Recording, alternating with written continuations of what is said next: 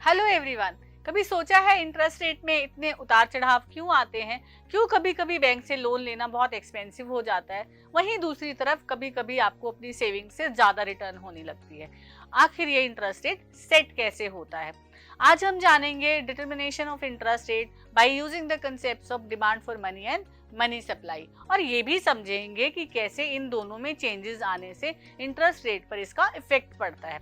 But उससे पहले एक सिनेरियो इमेजिन करते हैं। आप और आपके फ्रेंड कुछ डिस्कस कर रहे हैं अपने फ्यूचर प्लान के बारे में, जैसे कि आपको सिंगापुर घूमने जाना है और आप उसके लिए सेविंग्स कर रहे हैं अपने अकाउंट में, और आपके फ्रेंड को भी एक नया फोन खरीदना है और वो भी पैसे जोड़ रहे हैं। जब आज उन्होंने अपना अकाउंट चेक किया तो क्या पता लगता है कि बैंक ने इंटरेस्ट रेट इंक्रीज कर दी है। अब क्या होगा? अब होगा ये कि आपको अपनी सेविंग से ज्यादा रिटर्न मिलने लगेगी और आपके फ्रेंड को भी एक अच्छी अर्निंग होनी शुरू हो जाएगी। अब ये इंटरेस्ट रेट में चेंजेस कैसे आए और कैसे इंटरेस्ट रेट सेट हुई, इसको और अच्छे से समझने के पहले रिकॉल कर लेते हैं डिमांड फॉर मनी और मनी सप्लाई के कंसेप्ट को। डिमांड फॉर मनी क्या होता है? ये वो मनी है जो इंडिविजुअल्स या businesses want to hold with them, यानी कि वो अपने पास रखना चाहते हैं। क्या इसका इंटरेस्ट रेट से कोई रिलेशन है? इसको हम एक डायग्राम के थ्रू समझते हैं। जैसे कि आप देख पा रहे हैं, ये डिमांड फॉर मनी का कर्व है जो डाउनवर्ड स्लोपिंग है। ये आप इंटरेस्ट देख रहे हैं वाई एक्सिस पर, और एक्स एक्सिस पर डिमांड फॉर मनी है, राइट। अब जो ये कर्व है वो डाउनवर्ड स्लोपिंग है। ये क्या शो करता है?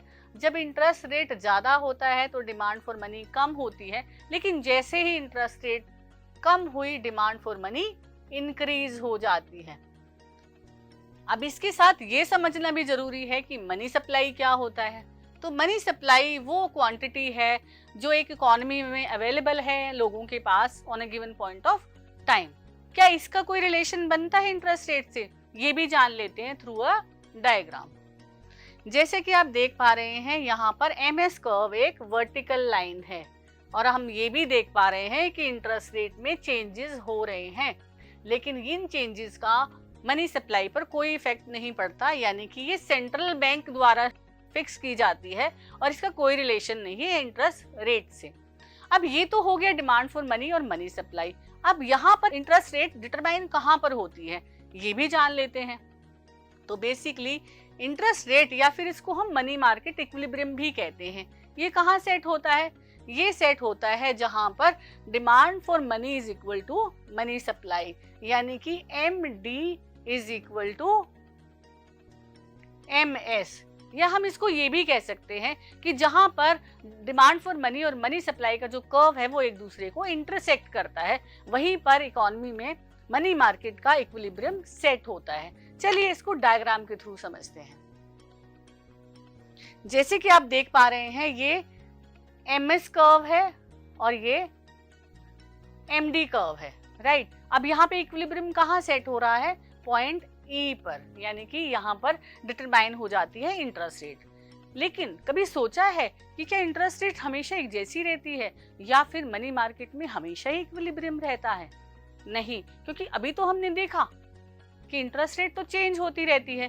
फिर ये चेंजेस आते कैसे हैं? कौन कौन सी चीजें हैं जो इन चेंजेस को डिसाइड करती हैं? ये चेंजेस आते हैं या तो मनी सप्लाई में शिफ्ट हो जाएगा या फिर डिमांड फॉर मनी में शिफ्ट आ जाएगा। पर ऐसा क्यों होगा? चलिए उसको भी समझ लेते हैं। मनी सप्लाई डिटरमाइन होती है आरबीआई या सेंट्रल बैंक द्वारा। वो डिसाइड करते हैं कि इकोनॉमी में कितनी मनी फ्लो करेगी। दूसरी तरफ जो चेंजेस आते हैं डिमांड फॉर मनी में, वो हम लोग यानी कि जनरल पब्लिक करती है, और वो चेंजेस आते हैं ड्यू टू इनकम में चेंज या प्राइस लेवल में चेंज आने की वजह से। अब यहाँ पर जब मनी सप्लाई इंक्रीज करनी होती है तो इंटरेस्ट रेट कम हो जाती है, और जब मनी सप्लाई डिक्रीज करनी है तो आरबीआई इंटरेस्ट रेट को क्या कर देता है? इंक्रीज कर देता है। दूसरी तरफ जब डिमांड फॉर मनी इंक्रीज होती है तो इंटरेस्ट रेट इंक्रीज हो जाती है, और जब डिमांड फॉर मनी डिक्रीज होती है तो इंटरेस्ट रेट भी डिक्रीज हो जाती है। अब इन्हीं को और अच्छे से समझने के लिए हम इनको डायग्राम्स के थ्रू समझेंगे। जैसे कि आप देख पा रहे हैं, ये मनी सप्लाई कर्व है जहां पर एमएस कर्व एमडी कर्व को इंटरसेक्ट कर रहा है। अभी इकोनॉमी ई पॉइंट पर इक्विलिब्रियम में है, लेकिन जैसे ही मनी सप्लाई बढ़ती है यानी कि इस तरफ आती है तो फिर क्या होता है, ये इक्विलिब्रियम यहाँ पर सेट होता है E1 पर आकर के। और इसका मतलब ये है कि इकोनॉमी में मनी सप्लाई इंक्रीज होती है तो इंटरेस्ट रेट डाउन आ जाती है।